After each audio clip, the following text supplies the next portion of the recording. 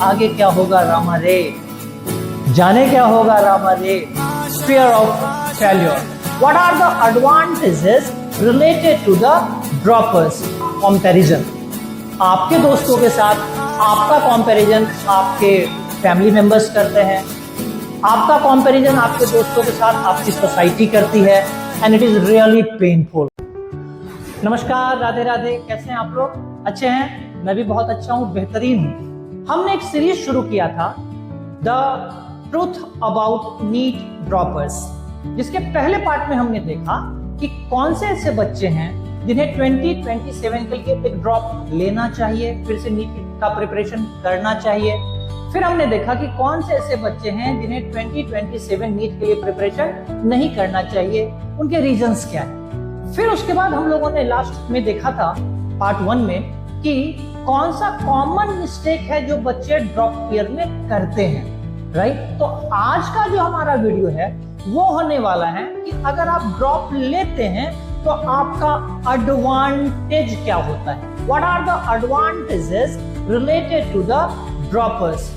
तो कुछ एडवांटेजेस हैं, जैसे कि आप स्ट्रॉन्गर एनसीईआरटी कॉन्सेप्ट, आपने जब 11th 12th में पढ़ाई की और जब आपने एक साल, मान लेता हूं कि आपने एक साल और ड्रॉप लिया है, तो आपने कुछ तो एनसीईआरटी को देखा होगा।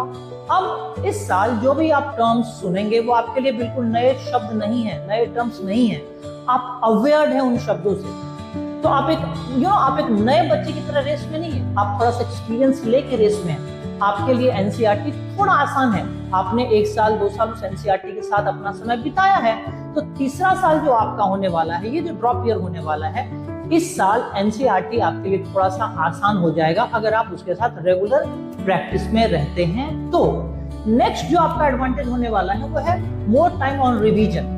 डेफिनेटली आपने इलेबोरेटिवली 11th 12th में पढ़ाई कर रखा है, अब जब आपने 1 साल और ड्रॉप लिया होगा तो वो मैं 3 साल मान के चलता हूँ, 11th 12th और मान लेता हूँ कि आपने 1 साल और ड्रॉप ले रखा है, ये तो और अच्छी बात हो जाएगी आपके लिए, क्योंकि अब आप अपने आप को रिवीजन पे ज्यादा इंप्रूव कर सकते हैं, उस पर ज्यादा प्रैक्टिस कर सकते हैं, ज्यादा बातों को रिवाइज कर सकते हैं। कैसे? बहुत सिंपल सी बात है इसके लिए कि जब आप किसी चीज को पहली बार पढ़ते हैं तो वहां पे ना समझने में थोड़ा ज्यादा टाइम लग जाता है, और उसके बाद जब आप समझते हैं तब उसको मेमोराइज करते हैं। यहाँ पे जब आप ड्रॉप ईयर में हैं तो समझने में आपको ज्यादा टाइम नहीं लगने वाला है, क्योंकि आप एक बार उससे फैमिलियर हो चुके हैं अपने इतिहास में, अपने पास्ट ईयर में, है ना। तो यहाँ पे बातों को समझने में, बेसिक्स कॉन्सेप्ट को समझने में फायदा होगा, रिवीजन में इसका आपको फायदा मिलेगा। नेक्स्ट है मॉक टेस्ट। अगर आप टेस्ट कंटिन्यूअस दे रहे हैं, क्वेश्चन प्रैक्टिस ज्यादा करें, क्योंकि थ्योरी पे आपने ऑलरेडी 2 साल मेहनत किया है, 1 साल अगर आपने ड्रॉप लिया तो 3 साल आपने मेहनत किया है, तो इस साल आपके पास बहुत ज्यादा टाइम होता है टेस्ट पे, क्वेश्चन पे प्रैक्टिस करने का, और डेफिनेटली जितना ज्यादा आप प्रैक्टिस करेंगे उतना ही आपको फायदा होगा। Practice makes a man perfect, right. Now high chance of a better score. अगर आप प्रैक्टिस ज्यादा कर रहे हैं और अपनी गलतियों से सीख रहे हैं, तो ये दोनों बातें, अपनी गलतियों से सीखना और ज्यादा प्रैक्टिस करना, आपको हाई स्कोर की तरफ लेके जाता है। Next, more confidence and maturity. अब आप एग्जामिनेशन हॉल्स के एटमॉस्फेयर से रूबरू हो चुके हैं, आपके लिए atmosphere of the examination room कुछ नया नहीं होगा। आपको पता है नीट में किस लेवल का क्वेश्चन आता है, आप ड्रॉप ले रहे हैं, आपको पता है कि नीट में किस लेवल का क्वेश्चन आ चुका है, एग्जामिनेशन हॉल में कैसा माहौल रहता है। Nothing is new, nothing will be new for you in the 2027। तो ये तो आपके लिए बहुत अच्छी बात हो जाएगी ना, हाँ कि ना, बोलिए।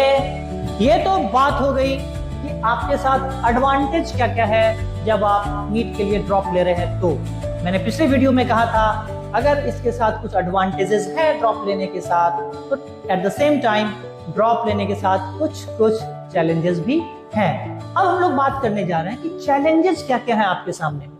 जो मेरे नजर में सबसे इंपॉर्टेंट और सबसे भारी वाला प्रॉब्लम है ना, वो मेंटल प्रेशर है।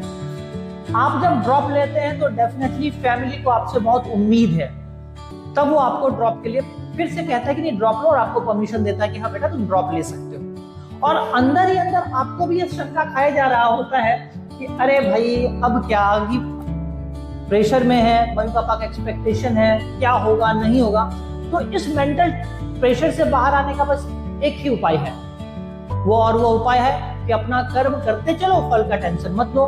पढ़ाई में आप जितना डेडिकेटेड रहेंगे, आपका कॉन्फिडेंस विद द टाइम उतना ऊपर जाएगा और आप मेंटल डिप्रेशन और मेंटल प्रेशर से बाहर आ पाएंगे। दूसरा जो सबसे इंपॉर्टेंट चैलेंज होता है ना, वो है दोस्तों के साथ आपका कंपैरिजन।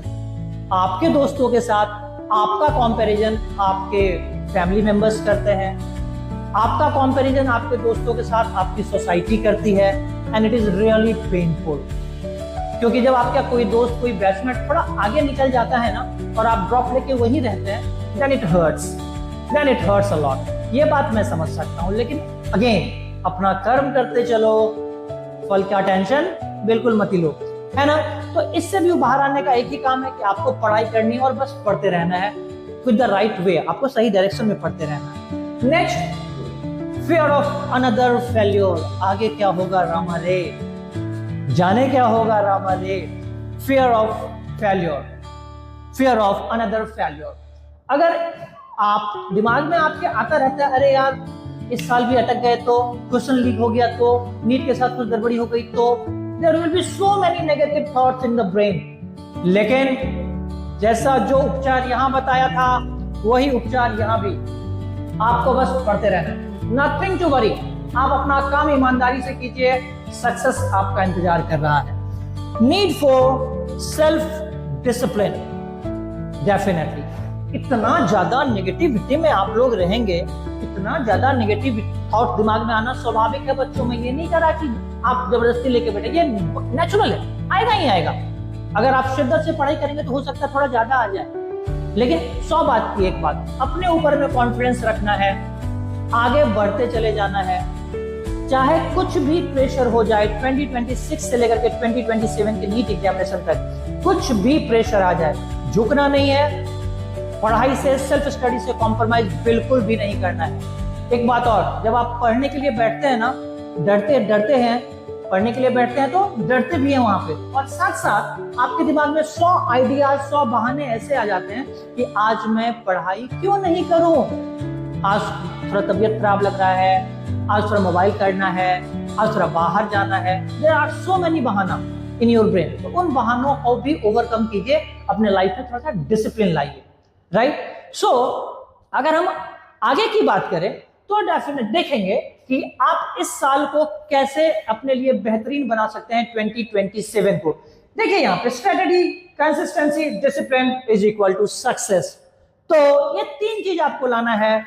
और अब आप सोच क्या रहे हैं, ये बात मुझे कमेंट करके जरूर बताइए, और मिलते हैं अगले वीडियो में। तब तक के लिए राधे राधे, जय श्री कृष्ण।